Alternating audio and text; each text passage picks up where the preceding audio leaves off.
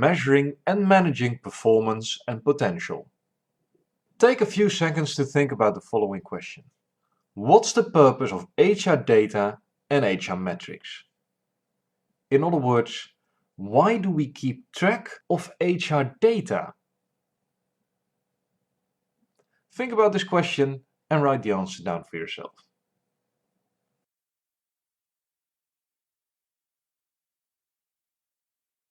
We keep track of HR data, and basically anything we measure in HR boils down to measuring performance. And that's performance in the broadest sense of the word.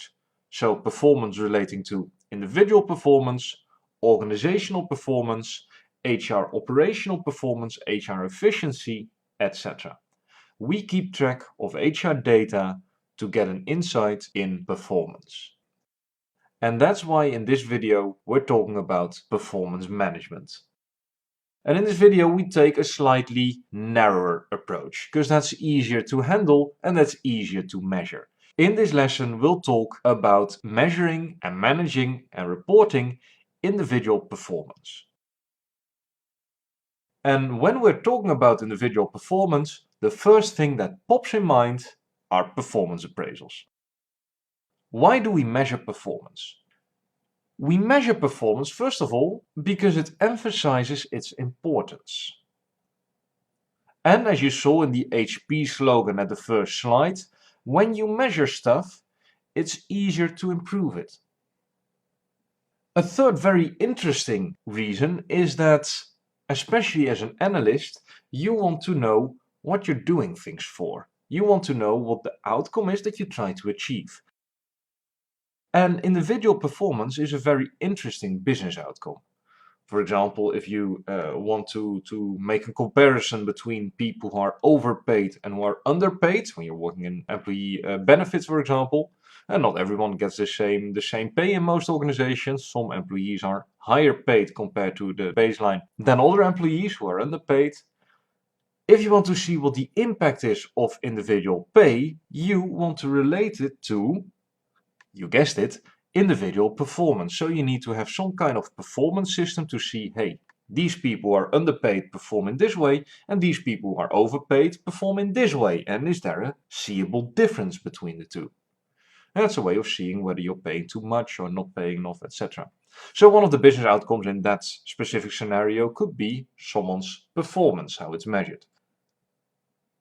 In addition, when you talk about performance appraisal, you don't only measure how someone is working today, but you also want to know how someone will perform, how much growth potential someone has for the future.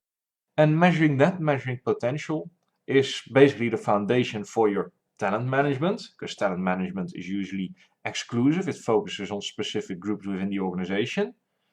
And you need to measure potential to do successful succession planning.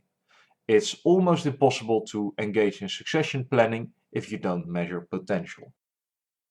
This is why it's so important to measure and keep track of performance and potential, because those two things taken together really represents how your organization looks and how your organization will cope towards the future.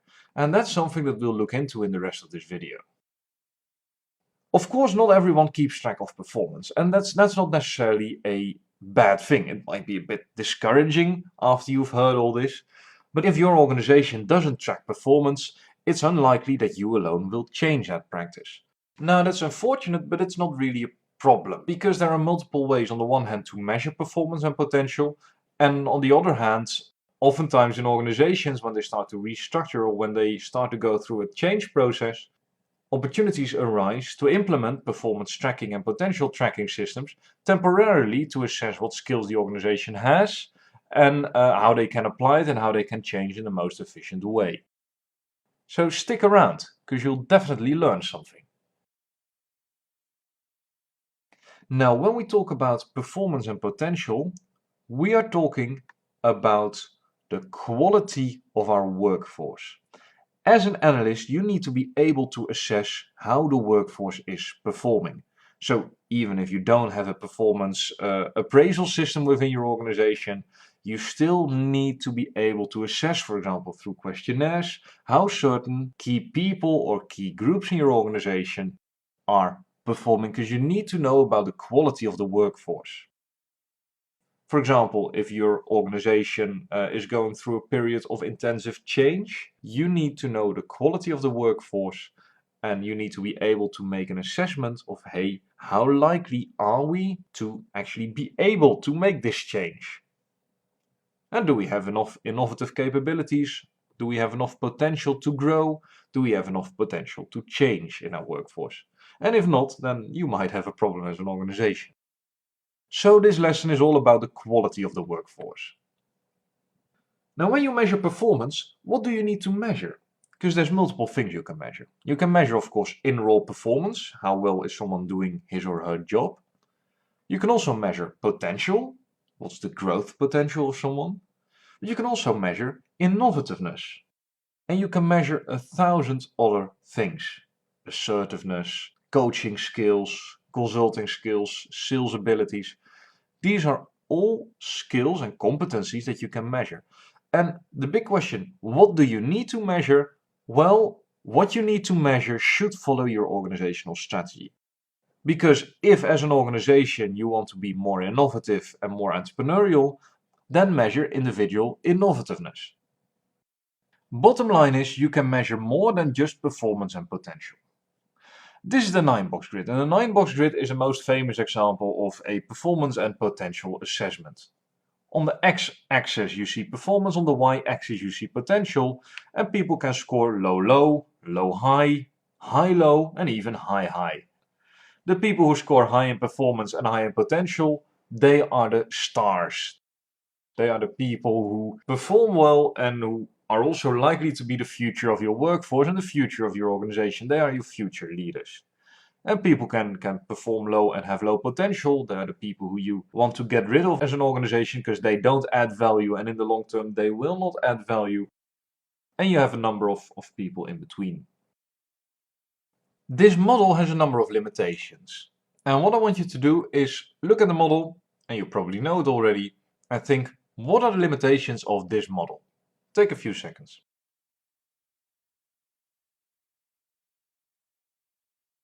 The biggest limitation of this model is, and pause it if you still want to think about it, the biggest limitation is that it's hard to take action based on this model.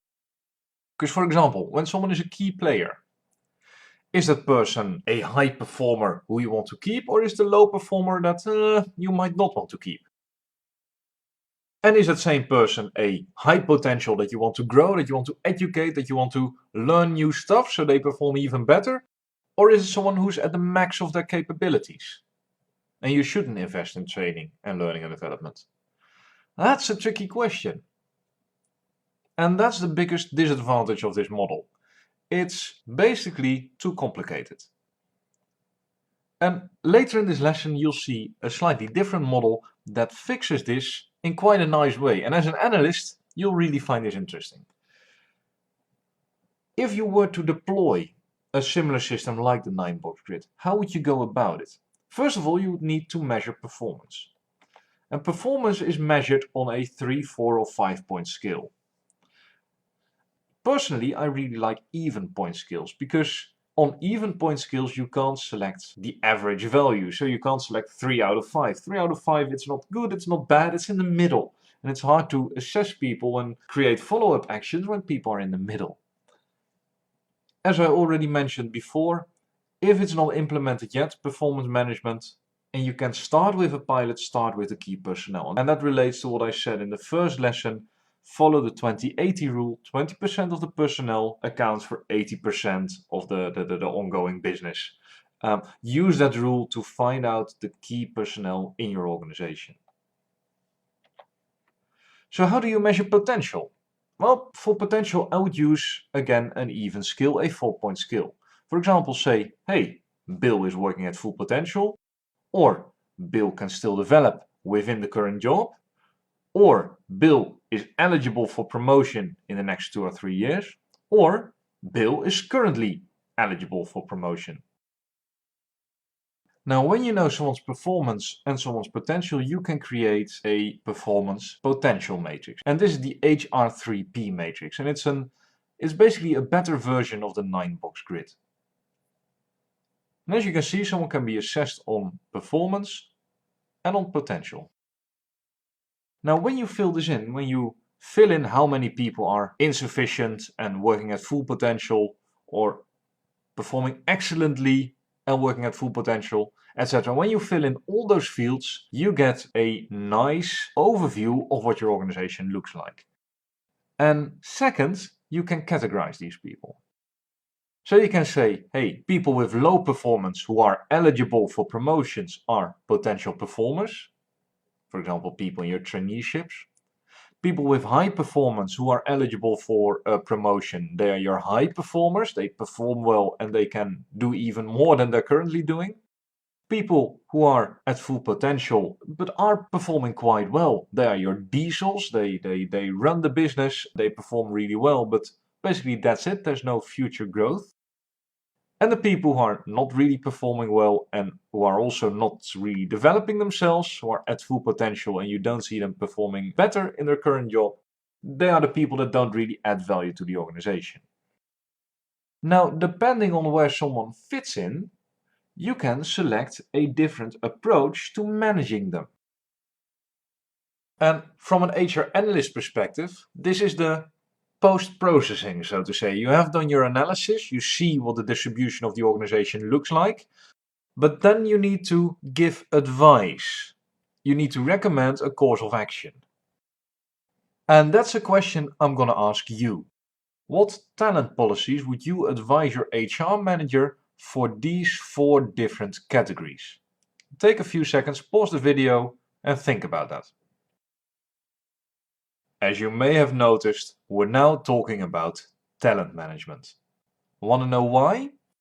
Because when someone is a potential performer, you want to educate that person, you want to coach them, and you want to make sure that they get on a knowledge level where they are performing really well while still being able to grow. So you want to move them to a high potential position. So you want to educate your potential performers. You want to give them challenging assignments that get the best out of them. You want to coach them. You want to give them performance-based pay. And optionally, you want to give them a growth in salary because they're the people who will perform better and better and better over time. Now, your high performers, you want to give them education because they can grow even faster. Maybe it's a sales manager who can become VP of sales in a few years. You want to educate them. You want to give them assignments that are challenging for them. You want to give them performance-based pay because that motivates them to keep performing. And you want to give them salary growth because then they stick around with your company. They stick with your organization. Now, your diesels are not the people who will benefit from, for example, an additional master's or an MBA. Why? Because they're already at full potential. You want to develop them on specific competencies so they do their job even better. You don't necessarily want to give them an MBA, or you don't necessarily want to grow their salary because then they'll become a burden to the company. You want to focus on performance-based pay.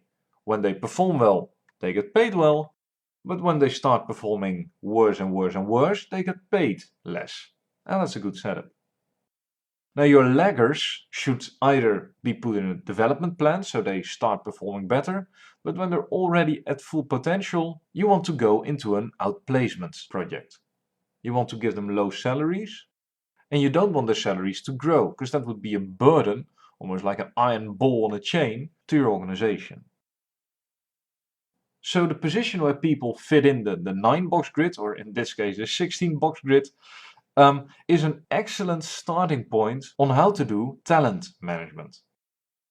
And in the best case scenario, you want people to start as potential performers. So they join your organization in a traineeship, for example. You educate them, you invest in them, you coach them, you give them challenging assignments. They grow, they become really good at the things they're doing, and they start to become high performers. And then at some point, they have reached their max. They become diesels. They're working for your organization, they add a lot of value, but they don't necessarily have a lot of growth potential. And then, if over time your organization starts to change, your organization's strategy is changing, so your organization is changing with it, then the performance of this diesel starts to decrease, and they become part of the lagger category. They don't add much value anymore to the organization. And this is, in essence, the talent lifecycle that people go through, and depending on the phase that they're in, you want to give them different resources to help them best. And let's be realistic, when someone is a lagger, they're not performing well in their job, they don't really have potential to grow, it's best for them to start and work somewhere else. So you shouldn't feel bad to recommend them for outplacement, because they will be happier at a different employer. Anyway, you see how this works for performance and potential. But imagine you can also include employee cost, and you can see where the most costs are made in this model. Or you can see contract type and contract duration. When you have a lot of long-term contracts in your lagger population and a lot of short-term one-year contracts in your high potential or your high performance population, then there's something amiss in how your organization is structured and how your development plans and how your long-term contracts are structured. So this kind of information you can map in this model. Take, for example, employee age. Where are your younger and your older employees? One very practical thing to keep in mind when you start to look at performance data is that the data is often, if not always, skewed. And it's negatively skewed, which means that on average people are assessed quite positively, which is a bit confusing, of course. What you see is that people are either given a good or an excellent rating, and managers find it hard to say, hey, this person is doing poorly or this person is performing insufficiently. So you'll see a lower frequency on the lower side of the performance assessment.